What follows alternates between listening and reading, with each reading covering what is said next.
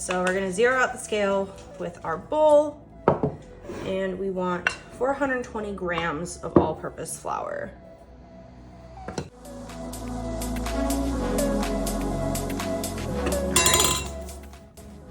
Okay, then we're gonna add in 1 teaspoon of salt. Together. All right, then we need 180 milliliters of warm water. So I've heated this water up in advance, which is why I'm pouring it from one to the other. All right, so now that we've whisked the dry ingredients, we can add in the water. And right off the bat, just wanting to start mixing it together. It's going to be super dry to the point where it's almost hard to put together. But we're gonna knead it together as best as we can to get all of that incorporated before we run it through a pasta roller. All right, and now we knead together as best we can. And again, it's going to be extremely dry. That's why we run it through the pasta roller, to kind of really work the dough together. But for now, we just need it to kind of adhere to itself the best that it can. So as always, when kneading, just kind of rotating and pushing in on itself, and the warmth of your hands will sort of bind the dough together. All right, I think that's about good. So we're gonna take this, cut it in half. All right, so again, super dry. Just roll this out a little bit, as much as we can anyway. This one's definitely gonna break because it already is. And again, not to worry, it's gonna have quite a few passes through the pasta machine. All right, I think we're ready to go. We have our pasta machine started. I have it set on the widest dough setting. So flattening this out just a little at the bottom. Again, it's definitely going to break the first couple passes, and that's okay. Again, this early in the stage, it does not have to look pretty. This really is just meant to seriously combine the dough together. Since it is so dry, it just makes it so that it does something that your hands can't, you know, working it together that much more. And each time I take the dough and I fold it in on itself.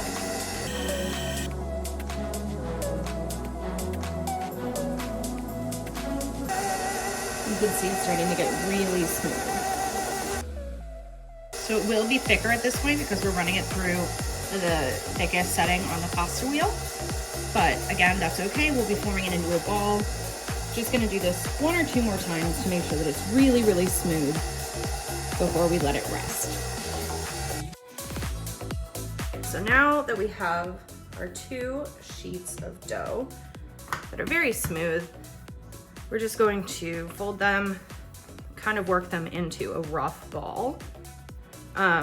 Because this dough was so dry, it's not going to form like a full solid ball. Those folds will still be in there.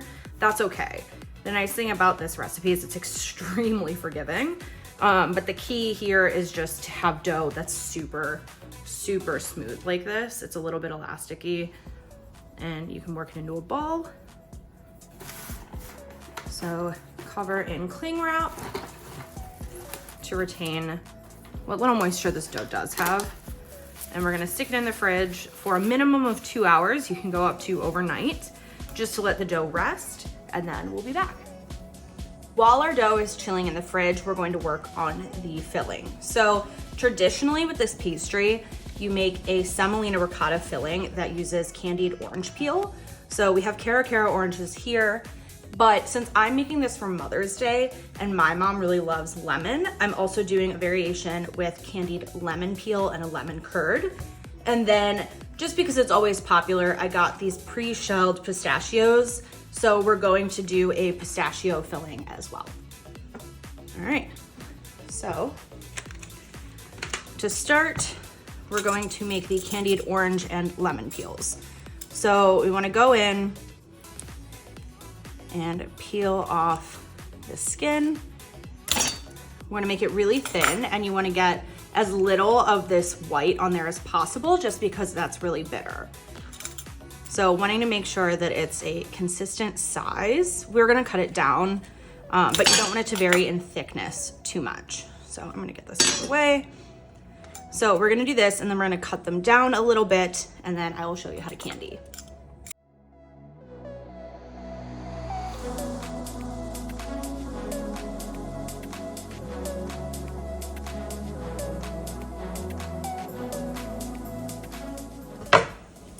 So I have 2 pots of boiling water here going on at the same time. So what we want to do, just to get rid of the bitterness in the peels, we're going to blanch them twice. So once to pull it out, and then you don't want to have it still blanching in the bitter water. So that's why you have a second pot, and then we'll blanch it again. And then we're going to do that for both the orange and the lemon peels. All right, so we finished blanch number 1. Now strain and shift these over to the second pot of boiling water. And then in the meantime, while that one is blanching, we are reheating a pot of water over here to do the same thing with our lemon peels. So we have finished blanching the orange peels, and as you can see, I did put the lemon peels in their own pot of water to blanch as well. So we're going to strain these and get to cooking the orange peels, and then we're going to refill this with water so that we can do the second blanch for the lemon peels as well. As our other citrus peels, the lemon peels are doing their second blanch, we can get started on actually cooking the candied orange peels. We're gonna put in 3/4 cup of water and 1 2/3 cup of granulated sugar. Turn that on over medium heat and mix that together.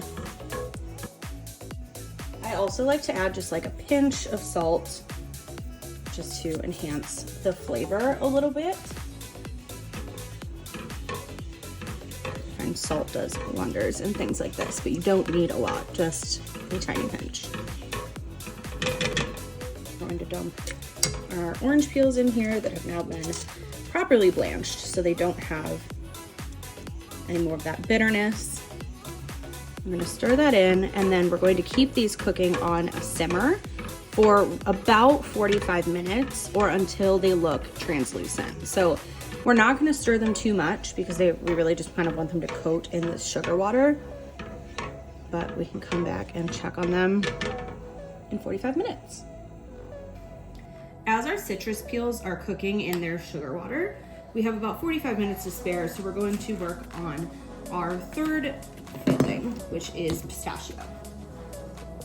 So to do this, I'm going to take pistachios, do a little bit more, and then we're going to pour about roughly 3 tablespoons of whole milk in there.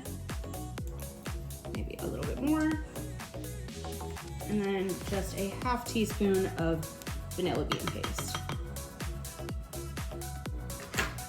These are already lightly salted pistachios, so we don't need to add any salt here.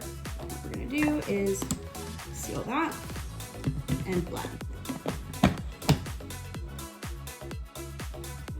As I was blending, my pistachio paste ended up getting a little bit too thick for my blender. So if that happens to you, you can absolutely add more milk. I've actually added almost a 1/4 cup more because I'm using a little bit more pistachio than normal. And then just to sweeten it up a bit, I'm just adding a little bit, maybe about a tablespoon of brown sugar to the mix. I'm just going to blend in a touch more milk. You only want to go about a tablespoon more at a time because you don't want this mixture to be too wet, because once you mix it into our filling, if it's too wet, it will ooze out in the oven. So we just want to make sure that we're doing this little bits at a time.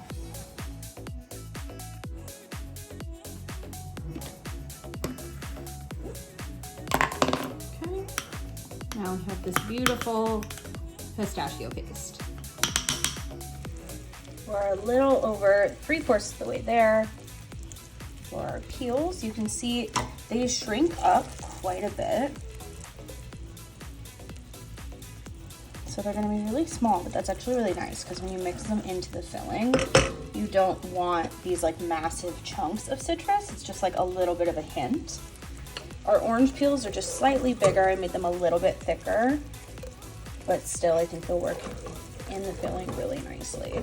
So once these are completely translucent, you can see this is almost translucent, but on that bottom end there, it's still a little bit opaque. Then as soon as these are transparent, that's when we know that they're done. The orange peels are officially done cooking, which means we get to go into the fun part. So I have this nice little mesh strainer. What I'm gonna do now is take the pot of orange peels and strain it through the strainer. So you can see these are beautifully translucent. I'm going to lay them out on a single layer on a piece of parchment so that they can dry. The longer they dry, the crunchier that they will be, but now they are really sweet and beautifully tart. And then I also have this orange sugar syrup now, which you can use in things like cocktails, which is what I'm gonna do. Our dough has been chilling in the fridge for about 3 hours now. So we're about ready to start stretching it out and assembling. So here I have 115 grams each of softened butter and lard. I know lard sounds really scary, but it actually, believe it or not, is less unhealthy than butter. So we're going to mix this together to make kind of a combined paste, and then we'll fill it in with the layers later. So I'm gonna mix this up and come back. All right, we're back. We have combined our lard and butter, and then we have our 2 refrigerated dough balls, which means we are ready to roll them out and run them through the pasta maker. I've taken each ball of dough and cut it in half, so I now have 4 pieces of dough, and then I've flattened it out so that I can put it through this pasta maker. So what we're gonna do is keep running this through and trying to make it as even of a rectangle as possible. And each time we're gonna make it a smaller and smaller pass. So eventually when we pull it out, it's going to be very thin. And again, because we do wanna try and make it a better rectangle this time, on the earlier passes, sometimes I fold it down and go through more than once to get out things like air bubbles.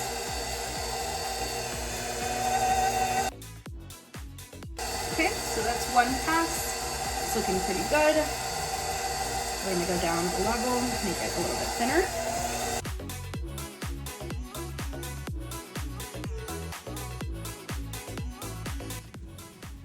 We have our dough rolled out. We're going to take that butter and lard mixture and spread it out all over the surface in like a thin layer. You wanna make sure though that all parts are covered. And you wanna do this right after you finish taking it out of the pasta roller so that it doesn't dry out. If you can't do it right away, you need to cover it with a wet towel so that it doesn't dry out. Because we are about to stretch this and roll it, and if it rips too much, it's going to make that very challenging. So really we just wanna keep this moist so that we can stretch it without ripping.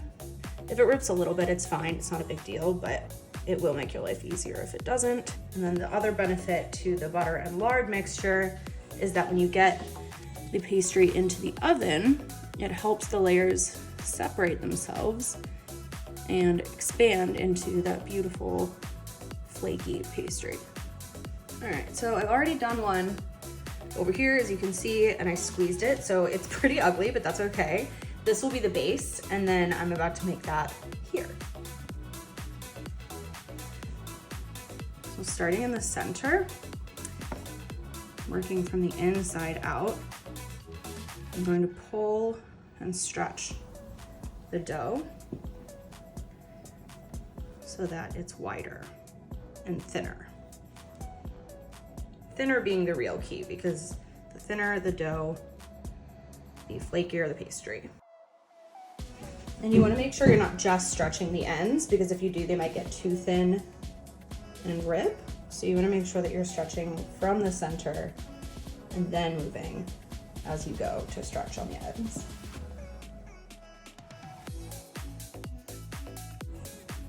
So we're going to take the rope that we did previously and place it on the end.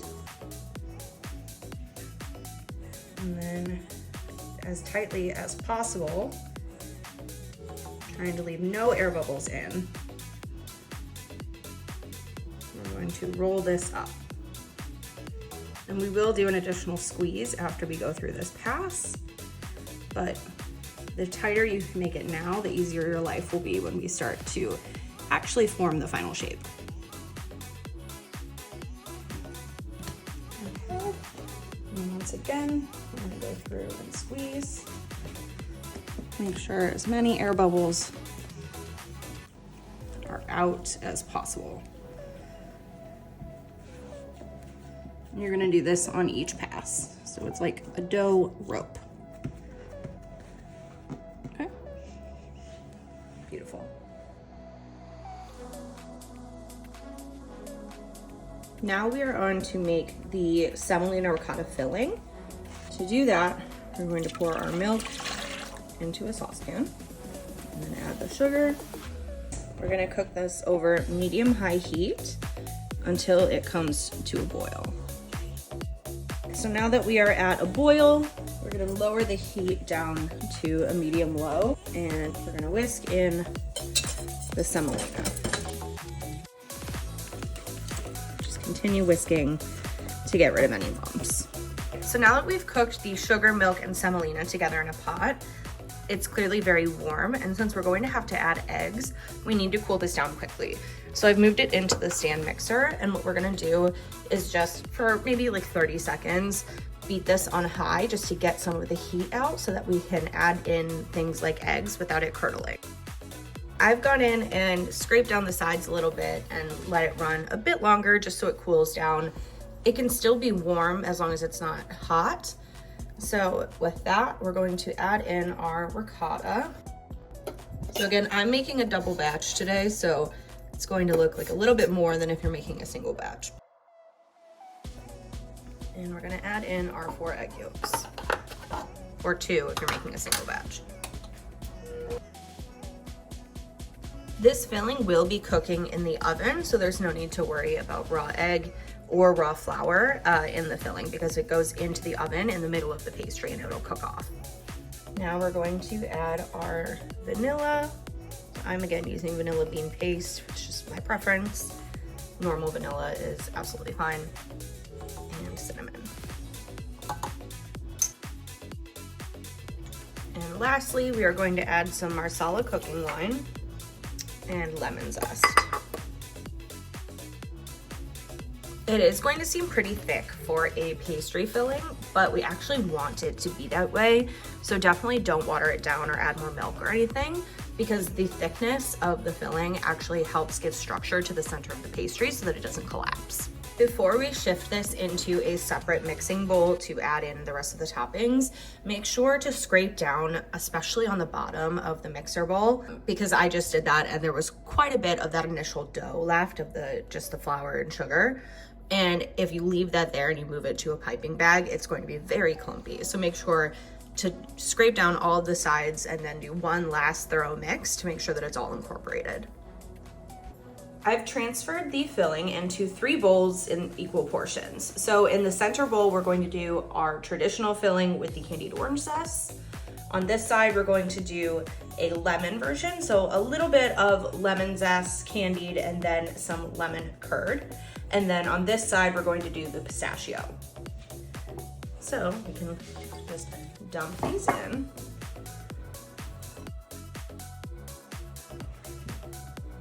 All right, for our pistachio, we made a pretty large amount of this pistachio paste. So I'm gonna start with about that much.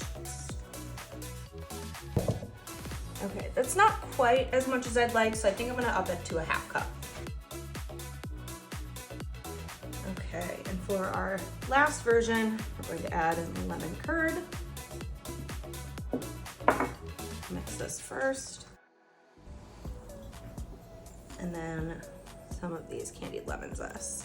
And we're going to keep some candied zest for both the orange and the lemon on the side because we like to garnish with those, and it makes it easier to tell the flavor without having to break into it. All right, so these are our 3 fillings. We're going to shift these into some pastry bags and get on to actually forming the pastry. Now that we've placed our fillings in our pastry bags, we've labeled each flavor so we don't get them confused and they're properly sealed. We are going to stick them in the fridge until we're ready to fill our pastries.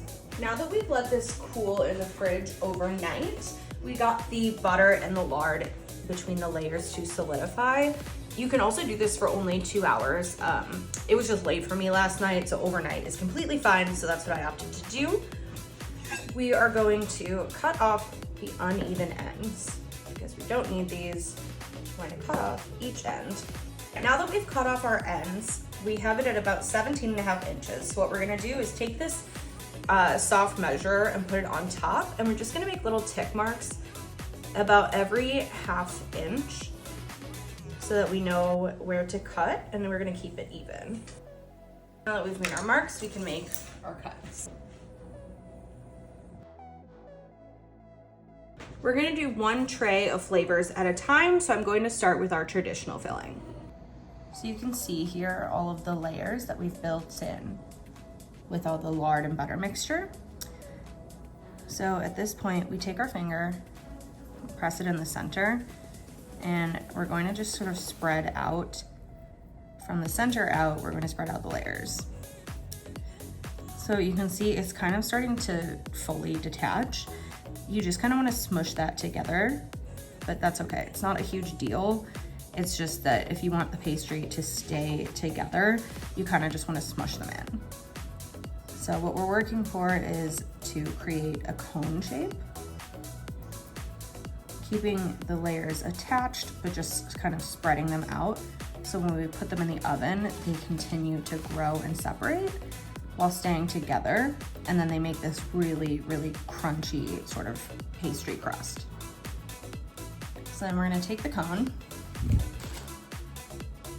and take our filling, put a nice dollop in there, head it down. You don't have to like firmly close this because the filling is so thick, it's not gonna ooze out. So really just kind of mildly close it and then place it on your baking sheet. So before I begin, if I see little gaps like this, I do like to kind of squeeze them together just to help the process. So sort of just smush it.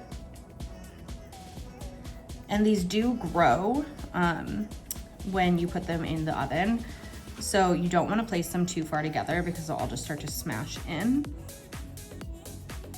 And that'll kind of hinder the growth. You want them to kind of become like a lobster tail shape or a cone shape, a Christmas tree, depending on the season. But they do grow from this point out. All right, that one's looking pretty good. As we've been forming our dough, since it takes a while, we preheated the oven to 400 degrees Fahrenheit. So we're going to stick these in for about 20 to 25 minutes. All right, so these are out of the oven and they're cooled. So you can see they're done, really nice, and just super flaky and crispy. So now that they're cooled, we're gonna come in with our powdered sugar and just like generously dust. Since these pastries aren't all that sweet, the powdered sugar just gives it a nice little subtle amount of sweetness. So they're also really nice to have for breakfast with some coffee or tea. And now we're gonna go in with our filling. Just do a cute little dollop. And take our reserved lemon peels and drop a little guy on top. So now people know that that's lemon. And we'll do the same for the orange and pistachio. And we've got the finished product. Look at that crunch. I didn't do the powdered sugar one.